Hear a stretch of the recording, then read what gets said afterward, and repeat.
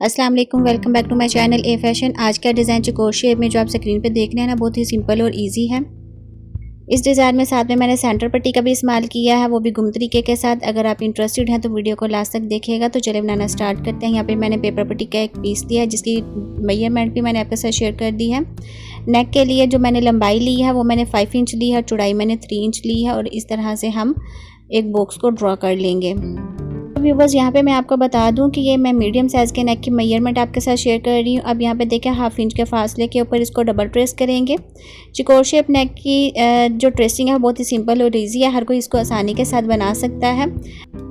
लेकिन यहाँ पे जो मैं मेजरमेंट आपके साथ शेयर कर रही हूँ ना, आपने सेम यही मेजरमेंट रखनी है अगर आप मीडियम साइज़ के नेक की कटिंग करेंगे। तो अगर आप लार्ज साइज़ में नेक की कटिंग करना चाहते हैं ना, तो आपने स्टार्टिंग के ऊपर जो मैंने नेक की लंबाई ली हुई थी ना 5 इंच, तो आप 6 इंच ले सकते हैं। लेकिन आपने जो चौड़ाई होगी और यहाँ पे जो मैं 1/2 इंच के फासले के ऊपर इसको ट्रेस कर रही हूँ ना, आपने सेम यही रखना है। तो अब यहाँ पे देखें ना, मैंने इसको 5 टाइम ट्रेस किया है। तो सेम मेजरमेंट मैंने रखी है 1/2 इंच की ही। तो यहाँ पे आपने स्केल का भी इस्तेमाल ज़रूर करना है। बिल्कुल स्ट्रेट में आपने लाइंस को ड्रॉ करनी है। जहाँ पे मैं क्रॉस लगा रही हूँ ना, यहाँ से हम नेक की कटिंग करेंगे।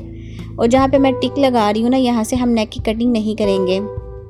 तो व्यूवर्स, अगर आप वीडियो को अभी भी वॉच कर रहे हैं ना, तो thanks for watching my video. Channel पर न्यू है तो चैनल को सब्सक्राइब कर लें। अगर सब्सक्राइबर है तो वीडियो पसंद आने पर लाइक करें। इसके अलावा आप मेरे चैनल का विजिट करें, आपको मेरे चैनल पर डिफरेंट डिज़ाइनिंग देखने को मिलेंगी। अब यहाँ पे देखें, जो सेकंड हमारा पैटर्न था ना, जहाँ पे मैंने क्रॉस लगाया है, इसकी मैं कटिंग कर रही हूँ। तो पैटर्न की जो कटिंग है वो मुकम्मल हो गया। मैं इसको ओपन करके आपको दिखाती हूँ। ये देखें, बहुत ही सिंपल और इजी इसका पैटर्न है। सेम इसी तरह से इसकी स्टिचिंग भी इजी है।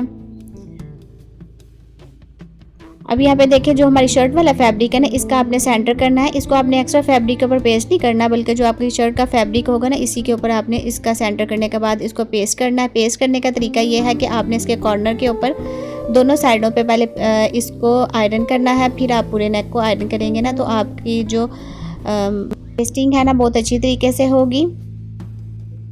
अब सेंटर के ऊपर मैंने कट्स लगाने के बाद बिल्कुल सेंटर से मैं इसको कट कर रही हूँ। और यहाँ पे किनारे के ऊपर दोनों साइडों के ऊपर इस तरह से वी शेप में इसको कट करेंगे। बीच में से आपने फैब्रिक को कट नहीं करना, जस्ट आपने सेंटर से इसको कट करना है। अब सेम इसी तरह से जो हमारा दूसरा पैटर्न है, इसको भी कट कर लेंगे।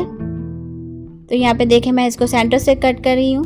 आप बिगनर्स हैं तो यहाँ पे मैं पेंसिल के साथ मार्किंग करके भी आपको दिखा देती हूँ। ये इस तरह से आपने सेंटर करने के बाद इसको वी शेप में ट्रेस कर लें और फिर इसकी कटिंग कर लें।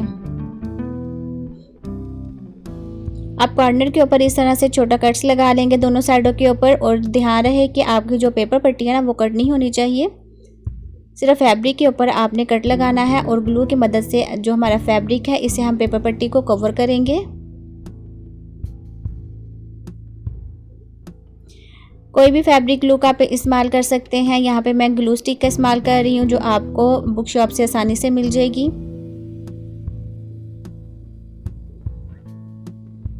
तो जिस तरह से हमारा ये पैटर्न था ना, सेम इसी तरह से इसको हम फैब्रिक के ऊपर भी रेडी कर लेंगे। बहुत ही सिंपल और यूनिक ये डिज़ाइन है, आप ज़रूर इसको ट्राई करें। और साथ में आयरन करना बिल्कुल ना भूलें। हर स्टेप में आपने इसको आयरन करना है, तभी आपका डिज़ाइन की फिनिशिंग ज़्यादा ज़बरदस्त आएगी। तो यहाँ पे भी देखें, जो हमारा नेक्स्ट वाला पैटर्न है ना, इसके कॉर्नर के ऊपर भी इस तरह से कट्स लगाने के बाद फैब्रिक के साथ अपने डिज़ाइन को कवर कर लेंगे।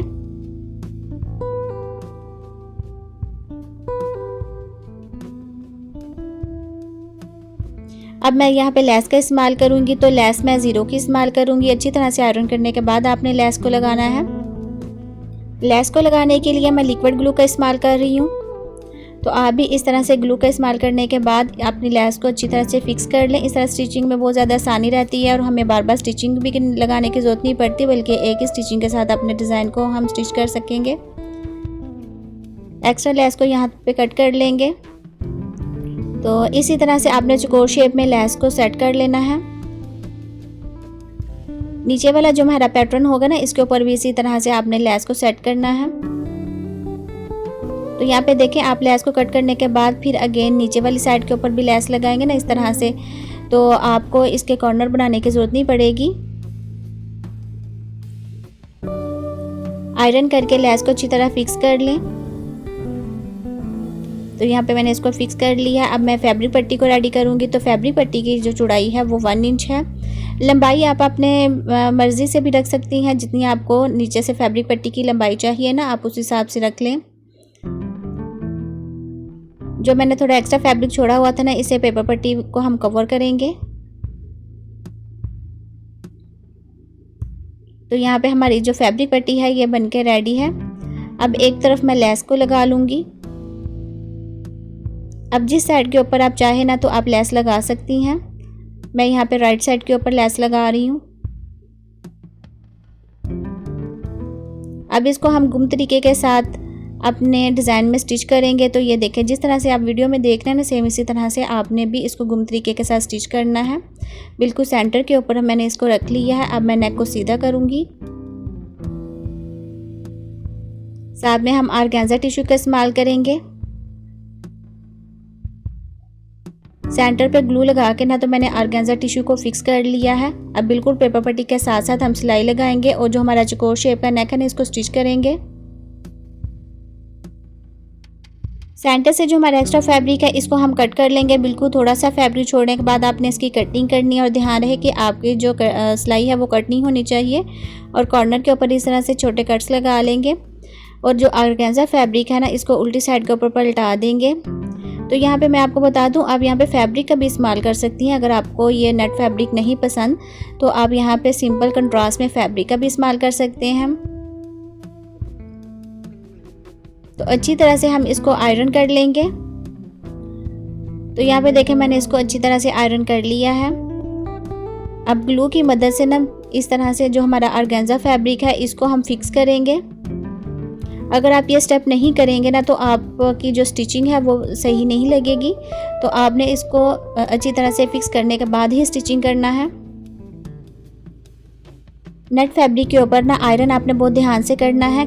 अगर आप ज़्यादा इस्त्री गर्म करेंगे ना तो आपका ये जो नेट फैब्रिक है ना, ये जल भी सकता है।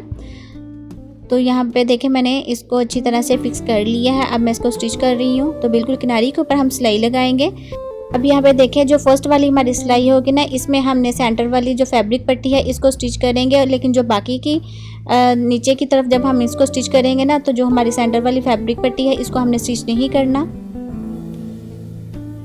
तो सारे नेक को इस तरह से हम स्टिच कर लेंगे। तो डिज़ाइन की जो लुक है वो भी आप देख सकते हैं कि कितनी ज़बरदस्त इसकी लुक आ रही है। बहुत सिंपल और इजी ये डिज़ाइन है। अब सेंटर पट्टी को हम स्टिच करेंगे लास्ट के ऊपर। तो डिज़ाइन हमारा बनके रेडी है। इसकी फाइनल लुक भी आप देख सकते हैं और इसकी जो फिनिशिंग है वो भी आप चेक करें, कितनी ज़बरदस्त फिनिशिंग के साथ ये डिज़ाइन बनके रेडी है। और सेंटर पट्टी के ऊपर इस तरह से मैंने मिरर का इस्तेमाल किया है। Thanks for watching my video. अल्लाह हाफिज़।